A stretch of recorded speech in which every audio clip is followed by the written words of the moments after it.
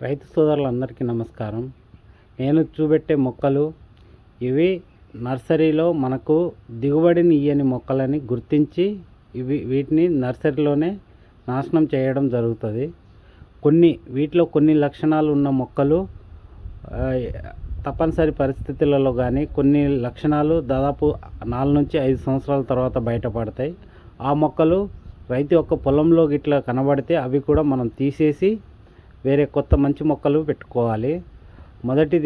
మొదటి ప్రైమరీ నర్సరీలో కల్లింగ్ మొక్కలు. ఈ కల్లింగ్ మొక్కలు ప్రైమరీ నర్సరీలో కనబడేటి రైతు పొలంలో కనబడవు. ఎందుకంటే ఈ మొక్కలని మనం ప్రైమరీ నర్సరీలోనే వాటిని డిస్మాంటిల్ చేయడం జరుగుతుంది. ప్రైమరీ నర్సరీలో ఉండేది ఫస్ట్ ట్విస్టెడ్ షూట్. అంటే ఇది మనం మొక్కలు నర్సరీలో బ్యాగులో నాటేటప్పుడు మొక్క వేరు వ్యవస్థ ప్యూమ్యూల్ రాడికిల్ అని ఉంటుంది. అవి తిరలమర్ల అంటే వేరు వ్యవస్థ పైకి నాటి కాండాన్ని కిందికి నాటినట్లయితే ఈ విధంగా ట్విస్టెడ్ మెలకలు తిరిగి మొక్క వస్తుంది. ఈ మొక్కను కూడా డిస్మాంటిల్ చేయడం జరుగుతుంది. Next Grassi leaf. సాధారణ మొక్కను మరియు గ్రాసీ లీఫ్ అంటే అది గడ్డి ఆకులాగా కనబడుతుంది. ఇలాంటి మొక్కలను కూడా మనం నర్సరీలో డిస్మాంటిల్ చేయడం జరుగుతుంది. మళ్ళీ ఇంకోటి రోల్డ్ లీఫ్. ఇదేంటంటే మూడోది రోల్డ్ లీఫ్ అంటే ఈ చుట్టలు చుట్టి ఆకులు ఉంటాయి కాబట్టి ఇది కూడా మనము మొక్కలు నాటడానికి పనికిరావు. వీటిని కూడా మనం తీసేస్తాం నర్సరీలో. కొల్లాంటే అంటే కొంచెం మధ్యలో ఆకులు ఒత్తుకొని ఉన్నట్టు ఉంటుంది. ఇది ప్రైమరీ దశలో ఉంటుంది. కొన్నిసార్లు ఇవి యాజమాన్య పద్ధతులు ఎరువులు సరిగా వేయకపోవడం వల్ల కూడా ఈ లక్షణాలు వచ్చే అవకాశాలు ఉంటుంది. కాబట్టి వీటిని కొన్ని రోజులు అబ్జర్వేషన్లో ఉంచి స్పెషల్ డోసెస్ ఏమైనా ఇస్తే ఇవి రికవరీ అయితే సెకండరీకి తీసుకెళ్తాం. లేకపోతే వీటిని ప్రైమరీ దశలోనే వీటిని నాశనం చేయడం జరుగుతుంది. క్రింకిల్ లీఫ్ ఇది బొరాన్ డెఫిషియన్సీ లాగా ఉంటుంది. కానీ ఇది కూడా ఒక రకమైన కల్లింగ్ క్యారెక్టరు. కాబట్టి ఈ మొక్కను కూడా మనము నర్సరీలోని ప్రైమరీ దశలో తీసేయడం జరుగుతుంది. చివరిది కైమెరా. ఈ కైమెరా క్యారెక్టరు సగం ఆకు లేత పసుపు రంగులో ఉంటుంది. కాబట్టి ఈ అవలక్షణం ఉన్న మొక్కలని మనము ప్రైమరీ దశలో మరియు సెకండరీలో కూడా కనబడుతుంది. సెకండరీలో కూడా ఈ ఈనెలు సగం ఆకు ఈనెలు తెల్లగా లేత పసుపు రంగులో ఉండి సగం ఈనెలు మనకు పచ్చగా ఉంటుంది. కాబట్టి ఈ క్యారెక్టర్ కూడా కల్లింగ్. ఒక విధంగా చెప్పాలంటే ఈ మొక్కలు మనకు 10 నుంచి 40% వరకు దిగుబడి తగ్గే అవకాశాలు ఉంటుంది. కాబట్టి దీన్ని కూడా కల్లింగ్గా గుర్తించినాం. ఈ కల్లింగ్ మొక్కలు కూడా మనం తీసేయడం జరుగుతుంది నర్సరీ దశలో. ఇప్పటివరకు చెప్పింది ప్రైమరీ దశ. నెక్స్ట్ రెండో దశ వచ్చేసి సెకండరీ దశ. ద్వితీయ దశలో మనకు ఈ కొన్ని క్యారెక్టర్స్ ఉంటాయి. ఇవే మనకు ఫార్మర్ పొలంలో కూడా ఈ క్యారెక్టర్స్ ఉంటాయి. కాబట్టి ఈ క్యారెక్టర్స్ ఉన్న మొక్కలు మీరు కొంచెం జాగ్రత్త వినాలి. ఇప్పుడు మొట్టమొదటి వచ్చేసి రంట్ అంటే ఇది మామూలుగా సాధారణ మొక్క ఏ విధంగా ఉందో ఇవి రెండు ఒకే వయసు ఒకే సమయంలో నాటిన మొక్కలు అయినా ఇవి ఒక మొక్క ఏమో మంచిగా ఎదుగుదల ఉంది, ఇంకోటి పక్కన రంటు మొక్క ఏమో చిన్న కొరిచగా ఆకులు చిన్నగా ఈ విధంగా ఉంటే దీన్ని రంట్ అంటాం. ఈ మొక్క మనకు దిగుబడి ఇయ్యదు. కాబట్టి ఈ మొక్కను కూడా మనం తోటలో గుర్తించినట్లయితే తీసేయడం ఉత్తమం. ఇంకోటి స్టెరైల్ ఫామ్ అంటే కొంచెం మొక్కలు ఇట్లా తుంగలాగా పొడుగ్గా పెరిగిపోతాయి. ఈ మొక్కలు మనకు దిగుబడి తక్కువగా ఇస్తుంది. కాబట్టి ఈ మొక్కను కూడా మనం గుర్తించినట్లయితే తీసేయడం మంచిది. రెండోది ఫ్లాట్ టాప్ లీఫ్. అంటే మనం మొక్కను చూసినట్లయితే మంచిగా గొడుగు ఆకారంలో కాకుండా పైన మొత్తం పరుపులాగా కనబడుతుంది పై భాగాన. కాబట్టి ఇది కూడా ఒక రకమైన కల్లింగ్ క్యారెక్టర్. కాబట్టి ఇలాంటి లక్షణాలు మొక్కలు ఉన్నా కూడా మనం గుర్తించి తీసేయడం మంచిది.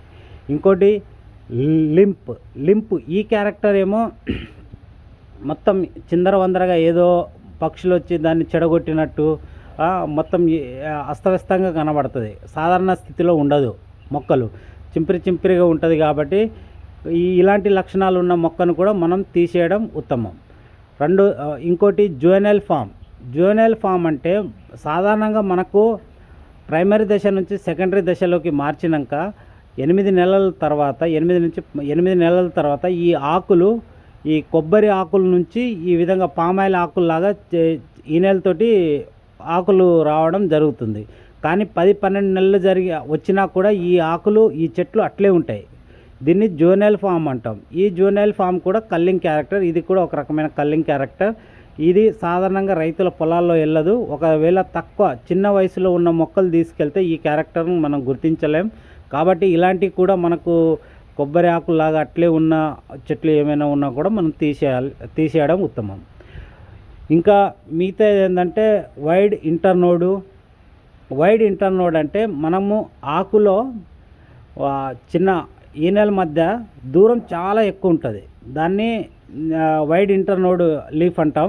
ఇలాంటి క్యారెక్టర్ ఉన్నా కూడా ఒకవేళ మనము నీడలో కానీ దగ్గర మొక్కలు పెట్టినా కూడా ఈ క్యారెక్టర్ కనబడుతుంది. కాబట్టి దీన్ని సాధారణంగా మనకు ఇలాంటి నీడలో లేకుండా ఎట్లా బాహ్యంగా ఒకటే మొక్క ఉన్నట్లయితే అయినా ఈ క్యారెక్టర్ ఉన్నట్లయితే మనము ఈ మొక్కను తీసేయడం చాలా ఉత్తమం.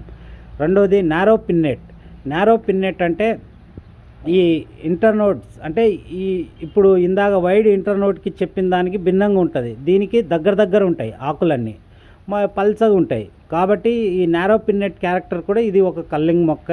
కాబట్టి దీన్ని కూడా మనం తీసేయడం ఉత్తమం. అక్యూట్ నారో పిన్న అంటే ఇది నారో పిన్నకి ఇంకా క్లోజ్గా ఉంటుంది. అంటే మొత్తం ఎట్లా అంటే చీపిరి కట్టలాగా చాలా చిన్నగా మొత్తం ఆకులన్నీ చాలా చిన్నగా పల్చగా ఉండి చీపిరి కట్టలాగా చిన్నగా ఉంటుంది. కాబట్టి ఈ చెట్టు కూడా మన తోటలో ఉంటే గుర్తించి ఎమ్మటే వేరే మొక్క నాటుకోవడం మంచిది. షార్ట్ ఇంటర్నోడ్స్ అంటే ఈ షార్ట్ ఇంటర్నోడ్ అంటే ఇప్పుడు ఆకుల మధ్య దూరం చాలా తక్కువ ఉండి ఈ దగ్గర ఉంటాయి. ఈ విధంగా దగ్గర ఉన్నప్పుడు ఆ మొక్క కనబడడానికి గుబురుగా ఈ ఆకులు కూడా చాలా మందంగా ఉండి ఎడల్పుగా ఉంటాయి. కాబట్టి మనం ఈ చెట్టును కూడా గుర్తించినట్లయితే మన తోటలో తీసేయడం ఉత్తమం. ఈ బ్రాడ్ పిన్న అంటే ఇదే ఆకులు మనం సాధారణ స్థితి కంటే బాగా ఎడల్పు ఉంటాయి. బాగా ఎడల్పు అంటే చిన్న ఆకులు అవి బాగా ఎడల్పు ఉండి చూడ్డానికి మొక్క మనము సాధారణ మొక్కకి దానికి కొంచెం డిఫరెంట్ ఉంటుంది. కాబట్టి ఇలాంటి లక్షణాలు ఉన్నా కూడా మనం మొక్కలు తీసేయడం ఉత్తమం. ఇంకోటి కెమెరా, ముందుగా చెప్పినట్టు కెమెరా క్యారెక్టర్ కూడా మనము గుర్తించినట్లయితే అందులో పువ్వులు కానీ మనకు దిగుబడి ఏమీ రాకపోతే తీసేయడం ఉత్తమం. అది కొంత మేరకు దిగుబడి రాకుండా ఉంటుంది. ఈ అవలక్షణాలు ఉన్న అన్ని మొక్కలలో మనకు తోట మొత్తంలో కొన్ని క్యారెక్టర్స్ కెమెరా కానీ ఇలాంటి కొన్ని 1-2 మొక్కలు ఉంటే పర్వాలేదు. కానీ 10ల సంఖ్యలో ఉంటే ఎమ్మటే రైతులు గుర్తించి వాటిని తీసేయడం ఉత్తమం. కాబట్టి కొన్ని క్యారెక్టర్స్ ఏమవుతాయంటే కల్లింగ్ క్యారెక్టర్స్లో మనం మేనేజ్మెంట్ సరిగ్గా నీళ్ళు ఇవ్వకపోవడము, తగినంత ఎరువులు సమయానికి ఇవ్వకపోవడము, మరియు దగ్గర మొక్కలు నాటేయడము, మరియు పెద్ద తోటలో ఆల్రెడీ ఉన్న పెద్ద తోటలో ఉన్న పెద్ద మొక్కలు ఉంటాయి. వేరే మనకు మ్యాంగోనో లేకపోతే చింత చెట్టునో వేరే అలాంటి టేకు చెట్లు అలాంటివి ఉంటాయి. సో అలాంటి చెట్లు ఉన్నా కూడా మనకు ఈ కొన్ని కల్లింగ్ క్యారెక్టర్ గుర్తించడం కష్టం ఉంటుంది.